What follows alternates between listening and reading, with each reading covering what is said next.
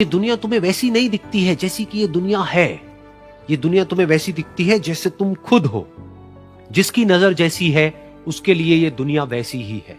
एक बार की बात है, एक बहुत बड़ा नेता एक साधु के छोटे से आश्रम में गया, क्योंकि उसने बहुत सुना था उस साधु के बारे में, और उसके मन में आया कि मैं एक बार जाकर के देखता हूं कि लोग इतनी तारीफ क्यों करते हैं उसकी। तो जब वो उस आश्रम में गया तो वहां पर एक छोटा सा कमरा था जहां पर एक कालीन बिछा हुआ था।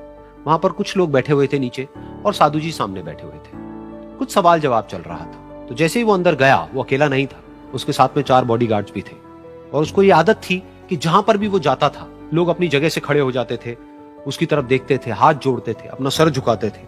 लेकिन यहां पर ऐसा कुछ भी नहीं हुआ। साधु ने उसकी तरफ देखा तक नहीं, क्योंकि वो साधु किसी के सवाल का जवाब दे रहे थे। लेकिन नेता को इस बात पे गुस्सा आ गया। नेता को लगा कि ये मेरी बेइज्जती है। तो उस नेता ने साधु की बात को बीच में ही काटते हुए थोड़ा गुस्से से कहा, मैं आपसे कुछ कहना चाहता हूं। साधु ने उसकी तरफ देखा और बोले, आप थोड़ी देर रुकिए, पहले मैं इनके सवाल का जवाब दे लूं, उसके बाद में मैं आपसे बात करूंगा। तब तक अगर आप चाहें तो आप बैठ सकते हैं। बस साधु का इतना कहने की देर थी। नेता का चेहरा गुस्से से लाल हो गया और फिर उसने अपना सारा गुस्सा उस साधु के ऊपर निकाल दिया। अभी तक वो नेता बहुत ही तमीज से बात कर रहा था, यानी कि आप कह करके बात कर रहा था। अब वो तू तड़ाक पे उतर आया। नेता ने उस साधु को कहा, तुझे पता भी है मैं कौन हूं और तू किससे बात कर रहा है? साधु ने उसकी तरफ देखा और कहा, मुझे इससे कोई फर्क नहीं पड़ता कि आप कौन हैं, लेकिन आप जो कोई भी है, अगर आप चाहते हैं कि मैं आपके सवाल का जवाब दूं या आपसे बात करूं तो आपको कुछ देर रुकना होगा। और साधु के ये कहते ही नेता गुस्से से पागल हो गया और वहीं सबके सामने चीखने चिल्लाने लग गया, अब मैं तुझे तेरी असली औकात दिखाऊंगा। तूने मुझसे पंगा लेकर के ठीक नहीं किया है। तुझे पता भी है मैं तेरे बारे में क्या सोचता हूं। साधु ने फिर से उसकी तरफ देखा और बड़े ही प्रेम से कहा कि मुझे इससे कोई फर्क नहीं पड़ता है कि आप मेरे बारे में क्या सोचते हैं। आप जो चाहे वो मेरे बारे में सोच सकते हैं। फिर उस नेता ने बोला कि तू चाहे सुनना चाहता है या नहीं, लेकिन मैं तुझे बताऊंगा यही सबके सामने कि मैं तेरे बारे में क्या सोचता हूं। तू एक बहुत ही घटिया इंसान है। तू कोई साधु नहीं है, तू एक ढोंगी है, पाखंडी है, और यहां पर जितने भी लोग बैठे हैं उन सबको बेवकूफ बना रहा है। तेरा बस एक ही मकसद है कि इन लोगों की जेब में जितना भी पैसा है वो सब तेरे पास में आ जाए। तू अपने फायदे के लिए इन लोगों का इस्तेमाल कर रहा है, और अब मैं तुझे नहीं छोड़ने वाला। तेरा पर्दाफाश करके रहूंगा पूरी दुनिया के सामने। लेकिन उसके इतना बोलने के बाद भी उस साधु के चेहरे पर हल्की सी मुस्कान बनी ही रही। ये देखकर वो और तिल मिला गया और उसने कहा, अब बहुत हुआ, अब मैं यहां 1 मिनट भी नहीं रुकने वाला। लेकिन अभी भी तेरे पास में मौका है। अगर मुझसे माफी मांगनी है या मुझसे कुछ कहना है तो कह सकता है। इतना सब होने के बाद भी साधु बिल्कुल शांत था और उनके चेहरे पर एक मुस्कान थी। उन्होंने अपनी आंखें बंद कर ली। फिर साधु ने अपनी आंखें खोली, हाथ जोड़े और कहा कि मुझे आपसे कोई गिला शिकवा नहीं है। मेरे मन में आपके लिए कोई भी गलत ख्याल नहीं है। जो भी आपने मेरे बारे में कहा वो आपकी अपनी सोच थी, तो मुझे आप में कोई भी बुराई नजर नहीं आती है। मुझे आप एक बहुत ही भले इंसान लगते हैं।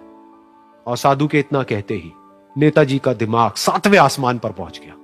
उनके चेहरे पर एक अजीब सी खुशी थी, क्योंकि उस साधु ने वो ही कहा जो बाकी सब लोग उस नेता को कहते हैं।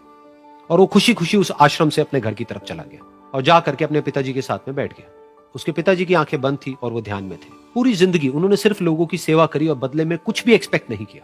तो थोड़ी देर बाद जब उन्होंने अपनी आंखें खोली और देखा अपने बेटे को अपने साथ बैठे हुए, तो उनके बेटे के चेहरे पर आज एक अजीब सी खुशी थी जो आज से पहले उन्होंने कभी नहीं देखी थी। फिर उसने एक एक करके सब कुछ बताया कि आज क्या हुआ, किस तरह से वो आश्रम गया, वहां पर क्या हुआ, उसने क्या कहा, उन्होंने क्या कहा। तो जब इसके पिताजी ने पूरी बात सुनी तो थोड़ा सा मुस्कुराए और अपने बेटे को देख करके बोले कि उन्होंने तुम्हारी तारीफ नहीं करी है, क्योंकि उन्होंने वो नहीं कहा कि जो तुम हो, उन्होंने वो कहा कि जो वो खुद है।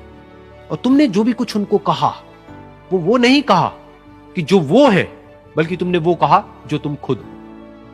यही बात वेदों में भी कही गई है, यथा दृष्टि तथा सृष्टि। ये दुनिया तुम्हें वैसी नहीं दिखती है जैसी कि ये दुनिया है। ये दुनिया तुम्हें वैसी दिखती है जैसे तुम खुद हो।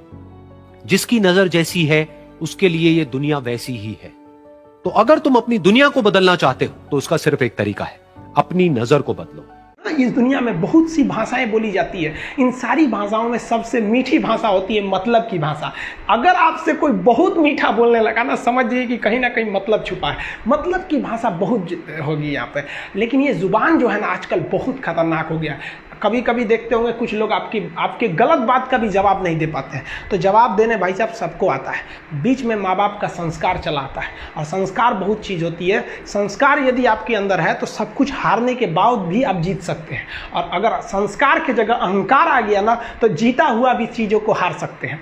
कमज़ोर व्यक्ति ही दूसरे काम का बदला लेता है, लेकिन जो ताकतवर होता है वो माफ़ कर देता है। लेकिन जो बुद्धिमान व्यक्ति होता है वो इग्नोर कर देता है, नज़रअंदाज कर देता है और बच के निकल जाता है। क्योंकि अगर कोई व्यक्ति आपको पहली बार धोखा दिया तो इसमें उस व्यक्ति का गलती है, लेकिन वही व्यक्ति अगर दोबारा धोखा दिया तो इसमें आपकी गलती है। सबसे समझदार होके चलिए और मिजाज में कुछ सख्ती भी रखिए। लोग पी जाते अगर समंदर खारा नहीं होता तो थोड़ा सा सख्ती भी बना के रखना चाहिए। इस दुनिया के कुछ दस्तूर हैं, आप किसी के लिए कितनी भी भलाई कर दे वो याद नहीं रखेगा, ये दुनिया का दस्तूर है।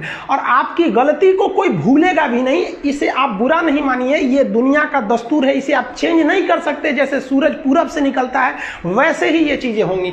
लेकिन हम आपसे कहते हैं, आप दुनिया में आज कई लोग होते हैं दूसरे को लगते हैं सिखाने, आप क्यों दूसरे को बार बार ज्ञान देने लगते हैं? आप अपने आप को क्यों ज्ञानी समझने लगते हैं? दूसरे को सुधारने की कोशिश मत कीजिए, बल्कि खुद सुधरिए। आपके सुधरने से हो सके कि पृथ्वी से एक बुरा इंसान सुधर जाए। आप समाज में जहां भी रहेंगे तो आपके पास बहुत सारे लोग आएंगे, कुछ गलतियां भी करेंगे, कुछ अच्छा काम भी करेंगे। जब भी किसी की प्रशंसा कीजिए तो पूरी महफिल में कीजिए कि ये व्यक्ति ने अच्छा काम किया। लेकिन अगर किसी की शिकायत या उसकी आलोचना करना है, उसे डांटना है, तो उसे अकेले में समझाइए। और डांटने के बाद उसमें इस तरह से कर दीजिए, उसमें प्रशंसा मिला दीजिए। कोई गलती कर दिया, मान लीजिए आपका छोटा भाई नहीं पढ़ाई किया, गलत कम नंबर लाया, तो उसे डांटिए कि, लेकिन अकेले में डांटिए कि इतना कम नंबर क्यों लाया। फिर उसे उसी में एक पॉजिटिवनेस जोड़ दीजिए, तुम्हारे में इतना मेहनत है, हम इसलिए डांट रहे हैं कि तुम कर सकते थे लेकिन क्यों नहीं किए।